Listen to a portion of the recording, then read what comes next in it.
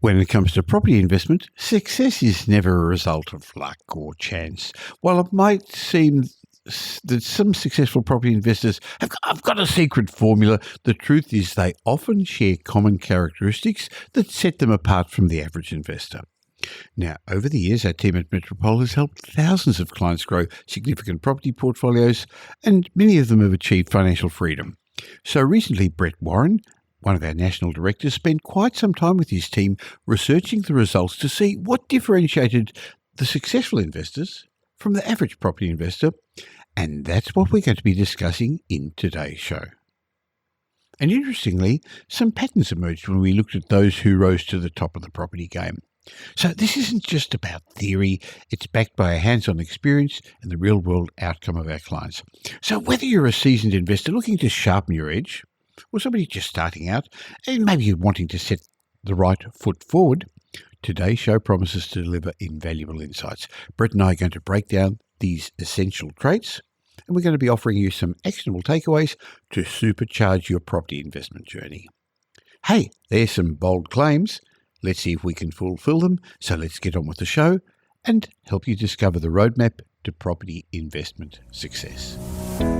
Welcome to the Michael Yardney podcast, where twice each week you will learn a number of new ideas regarding success, property investment, and money in around 30 minutes. Our show is brought to you by Metropole, who specialise in helping you grow, protect, and pass on your wealth through strategic property and wealth advice. Now, here's your host, Michael Yardney, Australia's authority in wealth creation through property, who has been voted one of Australia's top 50 most influential thought leaders. Welcome, Brett. Hey, Michael, good to be with you. Now, Brett, when it comes to investing, we did an audit of the results of our client at Metropole recently. We've helped thousands of clients over the years. Some of them have grown very significant property portfolios. Many of them have achieved financial freedom that they've been looking for. So I know your team spent a lot of time researching why some of our clients were more successful. Did they have any common traits? I want to go into that. But let's first have a look at the results we found.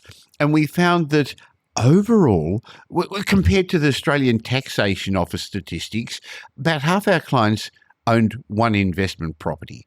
Now, that's good. That means that more than 50% owned two or more properties. In other words, that's better than the average, because we know on average 72% of Australian investors never get past their first property, 21% never get past their second property. But in our case, almost 10% owned three properties. And again, some started working with us 3 years ago, 5 years ago, others 20 years ago. 6% owned four properties, 7% owned six or more investment properties. That's more than 7 times the number in the general property investing community. So we were proud of the results. Now, this show's not about showing off about the results, but it's analysing, well, why did some people outperform?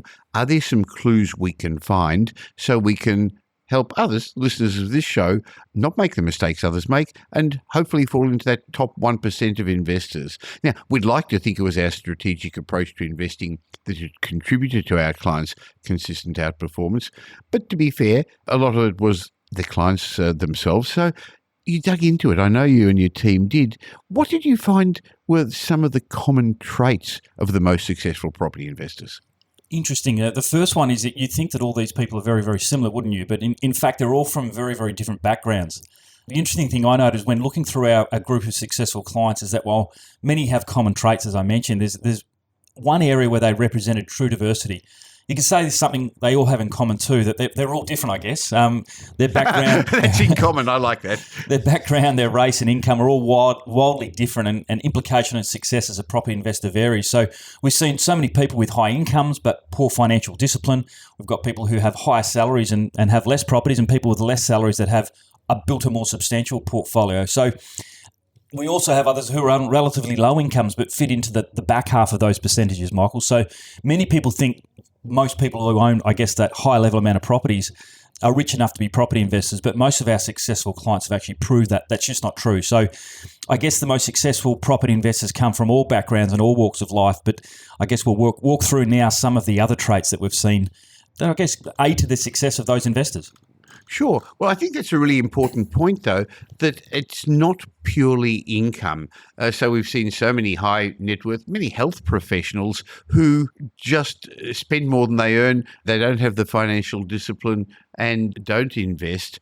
Having said that, if some people can become investors and own a substantial portfolio, I think there's two ways of Australians can look at it. They're rich, they're wealthy, they've done it, they've taken all the good properties, I can't get into it.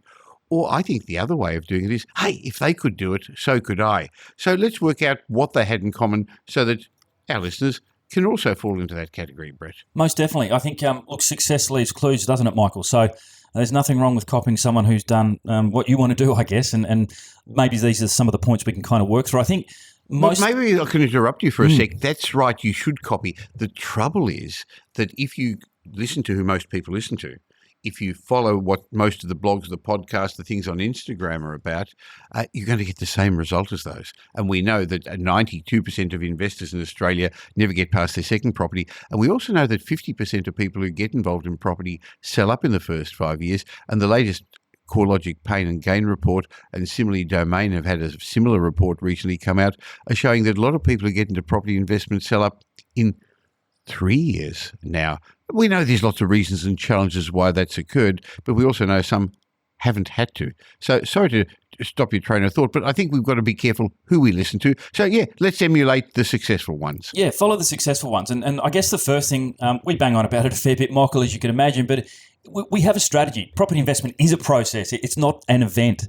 You know, I guess that's what most investors consider. The strategy is just going out and buying the property. But I guess I use my analogy, Michael. I was lucky enough to go to New York before COVID.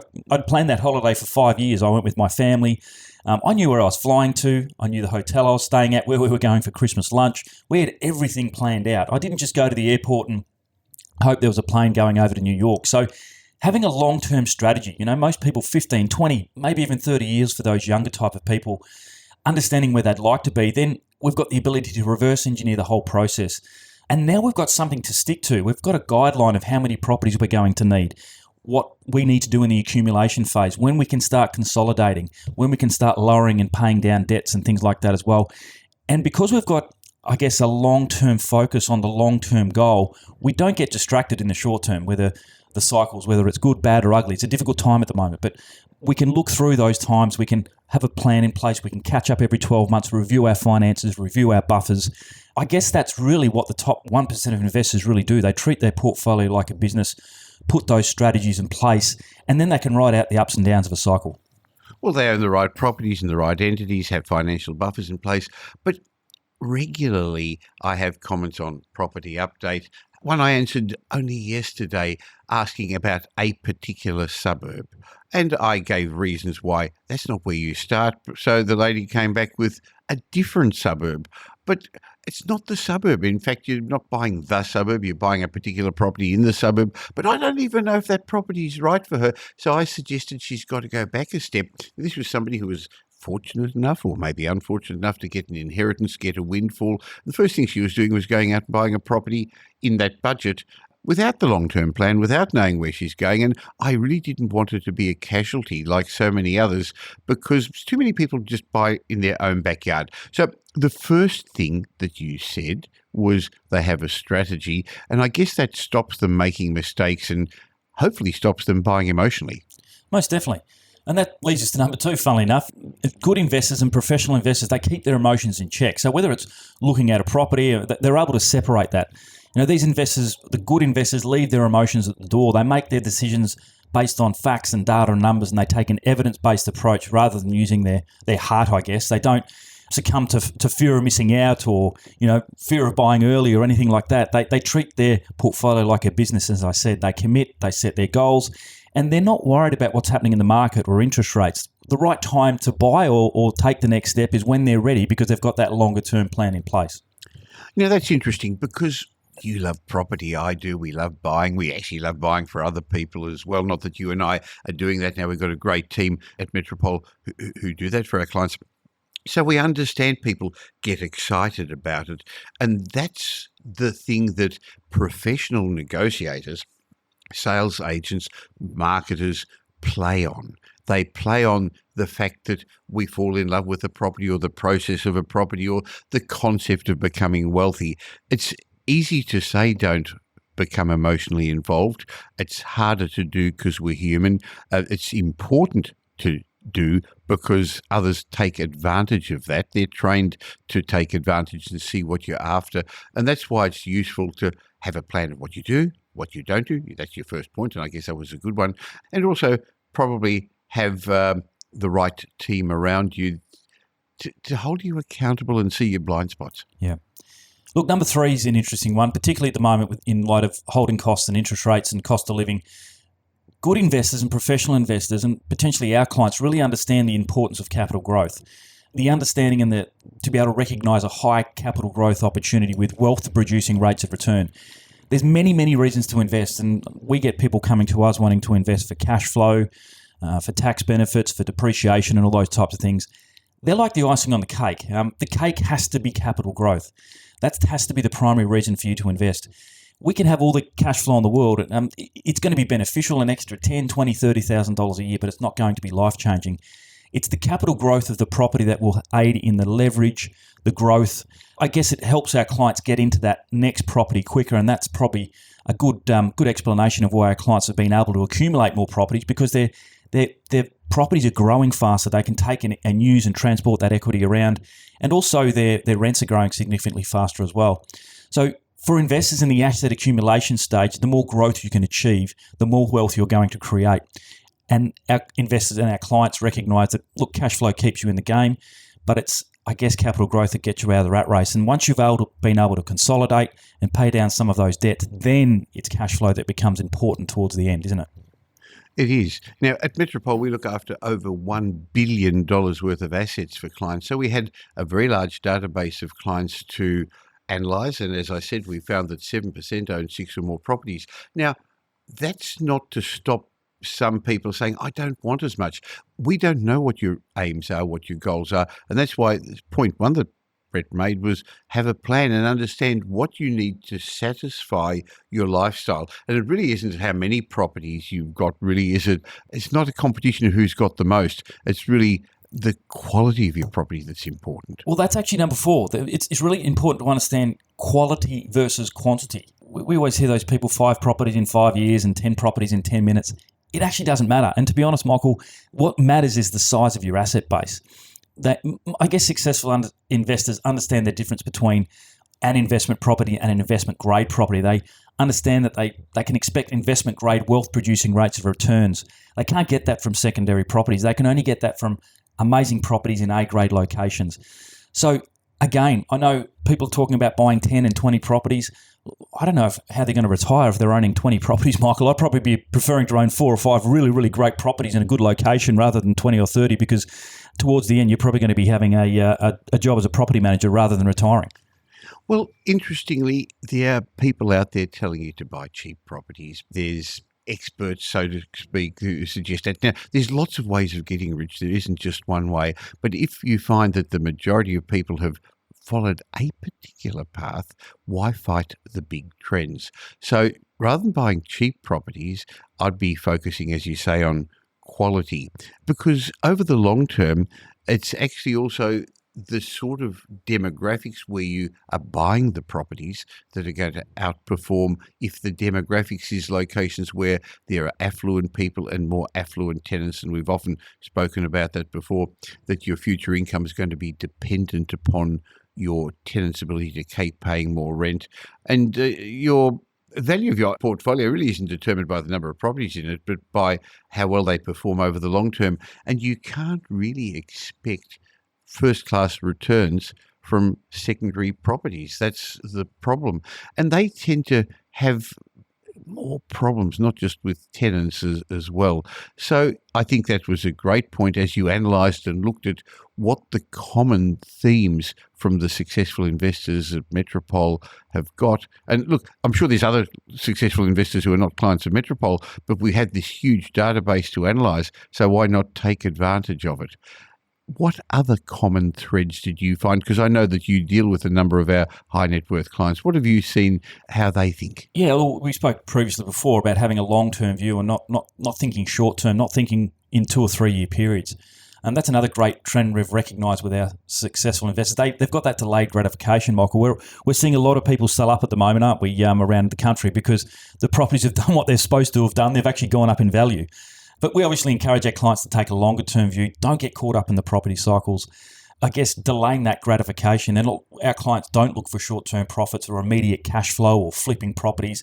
They're looking to build longer-term sustainable wealth for their children, and I guess the property journey for them, even though it could only last 10 or 20 years, for their family it could be 30 years or more, and that's really, really important. So, I guess that's another important reason to own the sort of properties that's going to be in continuous strong demand over the long term. Quality properties, not cheap ones, because it's not just for you, it's for future generations. And they also understand if it is for future generations, then how do you structure that? It's not really for a short-term thing. It's actually for longer-term, protecting and then allowing them to pass their wealth on to future generations more efficiently.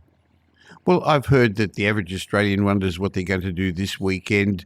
Some investors think about what's going to happen in a year or two, but the wealthier people wonder what's going to happen in a decade or two. And the longer your focus, the long-term focus you've got, I believe the better you make decisions, the less you're annoyed, concerned, upset by the ups and downs of interest rates in the market when you recognise that over the long term, the trends are up, while even the short term, whether it's the stock market, crypto, property, the markets move up and down, and that's a bit scary at times. But if you've got something with that has the good long-term trends of property, and property is going to continue growing in the long term. People keep saying, no, it can't go up. Affordability isn't there. I've heard that story since, I think the first time I remember hearing it was in the 1980s, when the media said very similar things to now, Brett, where they said, our kids will never be able to afford property.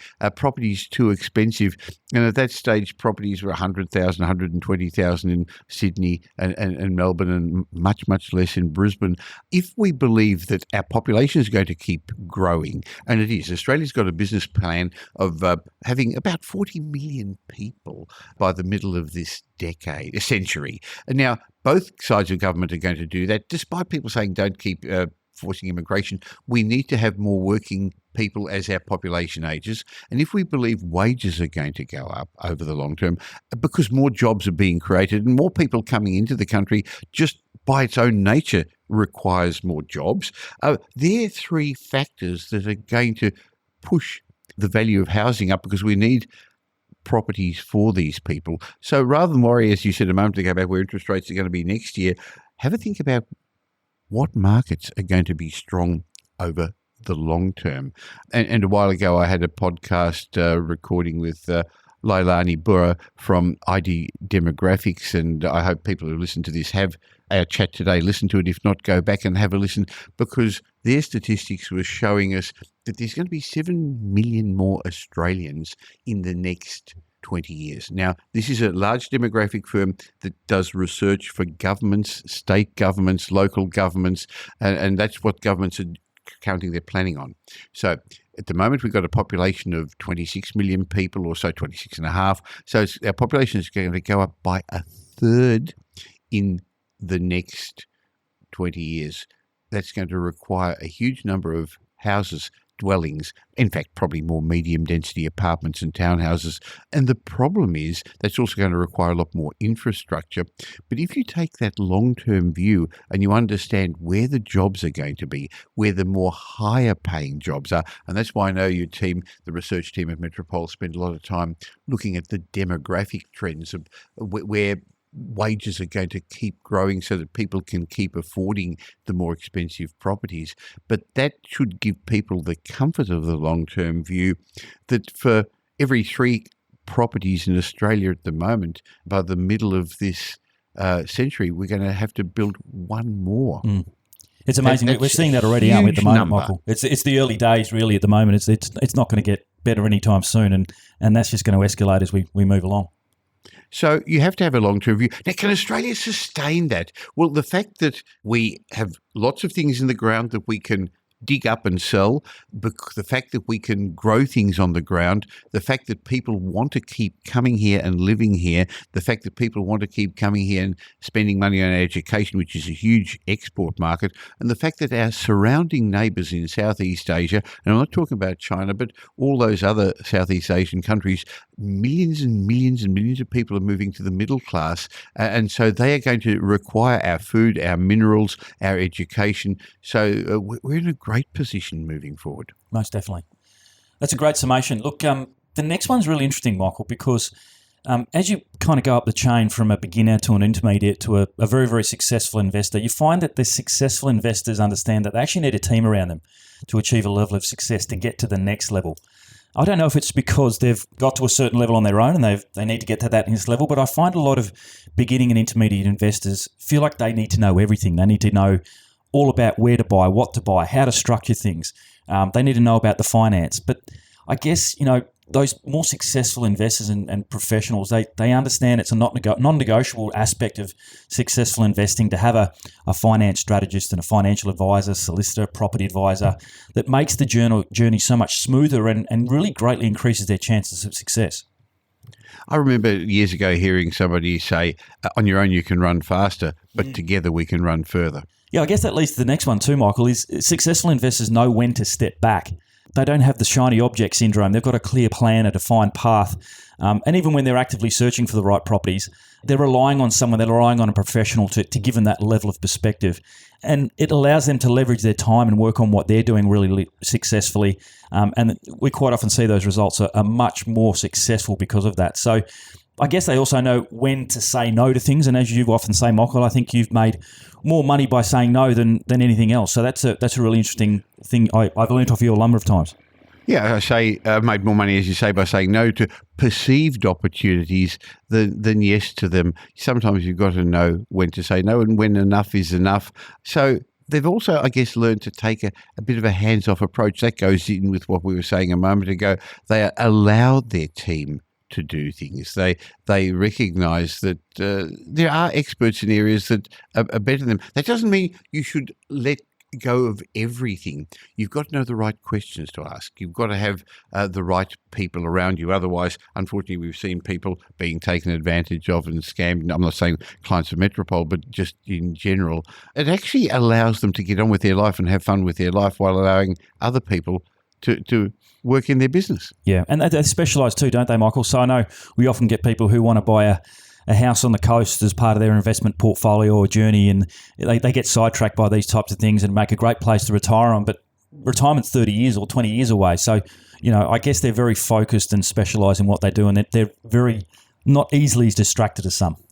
Well, interestingly, we also see people who say, oh, look, my kid's going to go to university. I want to buy an apartment near Melbourne University or University of New South Wales, or that I want to have a holiday home so I can go occasionally on the weekends there, and they'll do Airbnb later. To actually mix uses of your property doesn't usually make sense. It's not the best way of investing. And I'll often say to them, rather than buy an underperforming apartment close to the university, which at the moment, sure, you can rent out at amazing rents, but you won't get the capital growth, just pay rent to somebody else. Don't be stingy, and own a great property, and somebody else will pay you rent on your great property, and cash flow wise you'll be just as well off, but asset wise you're actually going to have something that grows. Most definitely. The next one's really interesting. Successful property investors are always evolving. They're learning, they're changing. Obviously, creating and following a strategy and having goals in place is very, very important, but learning how to evolve and change those plans if required along the way is really, really just as important. And I know our successful property investors all adapt and evolve through their property investing journey. That's a great thing to see, isn't it? When we've been dealing with clients for years, you see them at their annual reviews and you see how their needs and their changes have evolved.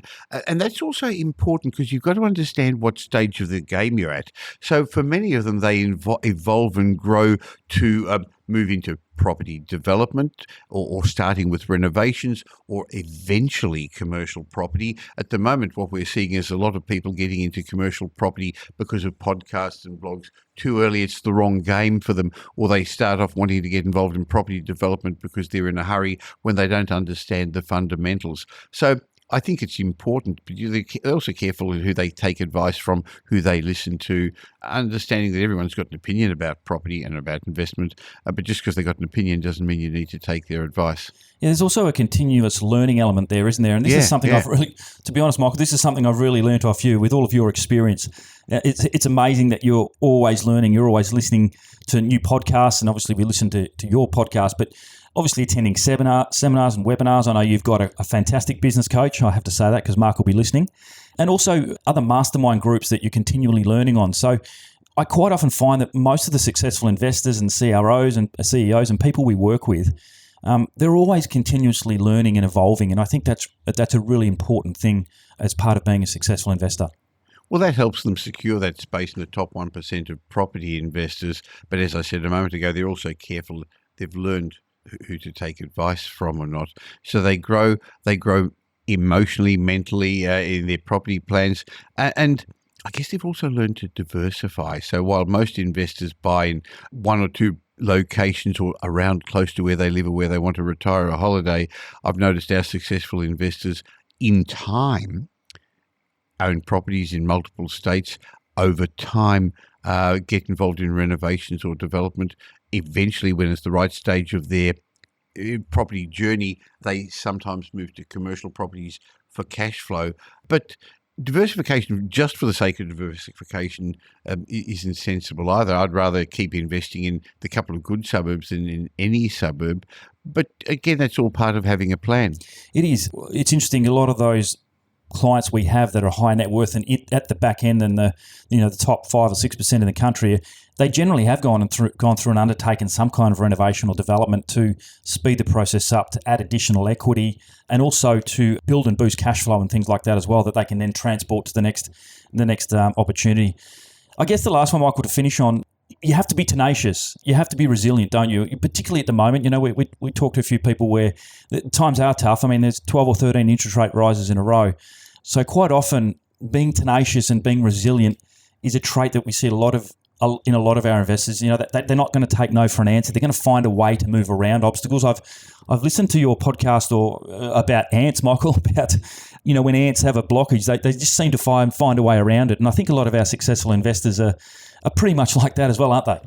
Well, that's Jim Rohn's ant philosophy. Learn from ants because they won't take no for an answer. They'll go around it or beside it or over it or under it. They'll find some way and stay committed because the going will get tough. It is a tough journey. Look, if it was easy, everybody would do it. If it was simple, everybody would do it. It's simple, but it's not easy. It's simple if you follow the rules. So what we've actually done is go through a number of the traits that you've worked out that the successful investors that we have dealt with have got that's helped them achieve significant wealth. Look, I'm sure that there's others that we haven't fully thought of, but boy, there's enough there to think, hey, if they've done it that way, what can I learn from that? Remember, every investor is unique. You're unique. Don't copy other people. You may not need 6 or 7 properties. I know there's people out there saying, oh, you don't need more than 2 properties or 3 properties.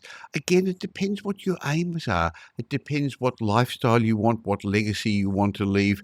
But my advice to people listening to this is that if you are keen to develop a level of financial independence, realizing that the government and your super is not going to look after you in your future, why not emulate these successful people? Hey, another way of emulating them is by having the same team on your side, using the strategies, the frameworks that I've fine-tuned over 5 decades, and we've been helping clients with for over 20 years. And as we've proven, and we're proud of it, our clients have outperformed the averages considerably. Sure, the team at Metropole have won multiple awards, but I think, Brett, the main reason that we are able to help clients achieve that success is we don't sell property. We have a holistic approach. We understand that you need a strategy in place, and our team have been around long enough. So if you're interested in speaking with the team at Metropole, we're much more than just buyer's agents.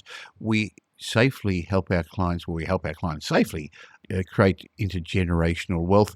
And we have wealth advisory with Ken Race and Kate Forbes. We've got the buyer's agency and property strategy team under your care, property management with Leanne Jobson, Bryce Yardney, who's involved in helping clients become armchair property developers, Greg with constructions, and Caroline and Mark with business coaching, Mastermind Business Accelerator. There's a range of services. I don't know what suits you, but why not have a chat with our team at Metropole, metropole.com.au. I'll leave a link in the show notes. And Brett, I know that you, even though you're a very busy team manager looking after the team, still see clients. So if somebody wants to have a chat with you, would you be happy to have a chat with them? Yeah, most definitely. And Michael, what a team you've just introduced there, because I think every single person there has probably had a couple of decades of experience, haven't they? They're not just coming to the business. They've been here for a while and they've had an extensive amount of experience. So, wow, what a team to put around you. Well, we've got close to 80 people in our team and offices in Melbourne, Sydney and Brisbane, but we help people from all around Australia and a lot of expats as well. And I left out another one, Leanne Spring, who looks after our home buying division, because you may not be interested in investment, but you may be interested in buying a home. And by the way, if you're planning to sell a property, and I'm not suggesting you do, but if you are, one of our services that a lot of people don't know about, Brett, is the vendor advocacy service. It's a no extra cost service because people are often wondering, should I buy first? Should I sell first? Which agent should I choose? How do I believe the agent? In Melbourne, Sydney and Brisbane, that's a service we provide for not just clients of Metropole, but if you're thinking of selling your home and you want somebody on your side protecting you from the agents, my suggestion is don't sign anything until you've had a chat about our no extra cost vendor advocacy service. Go to metropole.com.au. Brett, thank you for your time. Look forward to having our regular chats again real soon. Thanks, Michael. Great to catch up. Now here's Michael's mindset message. Remember, a change in your thinking will lead to a change in your life. In my mindset message today, I want to share with you the concept that all successful people find somebody's shoulders to climb on. Way back in the 16th century, astronomer Galileo Galilei, I remember learning about him in school, he stood on the shoulder of the 15th century astronomer Nicholas Copernicus, when he actually ended up proving his own experiments that Copernicus's sun-centered theory was correct. So Isaac Newton, considered the father of physics and calculus, he stood on the shoulders of Copernicus and Galileo and René Descartes. Albert Einstein stood on the shoulders of Galileo, Copernicus, Newton, Descartes, and many others when he came up with his famous mass equals energy formula that gave birth to nuclear energy and our modern-day understanding of the universe. I think the point I'm trying to make to you is all successful people stand on the shoulders of others. Some of the shoulders that we stand on can be in books, on podcasts, others in mentors who are going to help guide you in life. So if you want to be successful, you have to learn to do what others successful people have done and not do what the majority of people do and try and work it all on their own. You've got to learn that ongoing growth in knowledge is the very foundation of success. Now let me ask you, whose shoulders are you climbing on? Now, if you know the answer, you're already walking in the footsteps of the successful people that came before you. And if not, find yourself a mentor.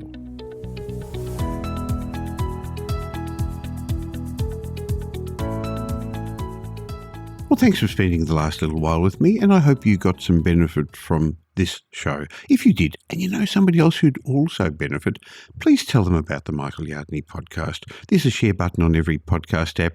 On Apple Podcasts, there's 3 little buttons down the bottom. Press it and share it, or just tell them about the Michael Yardney podcast. I hope you're going to be doing them a favour, and you'll definitely be doing me a favour and helping me in my quest to make as many people as possible financially literate. Now, there's ways of catching up with me between these shows. Just look for Michael Yardney on social media, or why not join my private Facebook group? Go to Facebook and look for the Property Update Facebook group. And I have a way of saying thank you to you for subscribing to this podcast. Go to podcastbonus.com.au. There'll be a link in the show notes, podcastbonus.com.au, where you can get a bunch of ebooks and reports. My way of saying thank you. And when you've got time, why not listen to some of the old podcasts? There's individual lessons in each of those that I think would be helpful for you. I'll be back again real soon. In the meantime, have a great week. Make it a great week. Thanks for listening to this episode of the Michael Yardney podcast, which was brought to you by Metropole, who help their clients grow, protect, and pass on their wealth through strategic property and wealth advice. If you like what you heard and don't already subscribe, you'll find us on iTunes or on your favourite Android app as the Michael Yardney podcast. Watch out for our next show, which comes to you twice a week, and you'll learn some new ideas about property investment, success, and money in around 30 minutes. To get more of Michael's thoughts, go across to www.propertyupdate.com.au and sign up for his daily morning briefing, and you'll hear from not only Michael but a group of leading property success and money experts. And just a reminder that the information you heard in this show today is general educational advice and not specific investment advice, as we don't know your personal circumstances. If you're looking for specific advice, why not ask the team at Metropole to help you?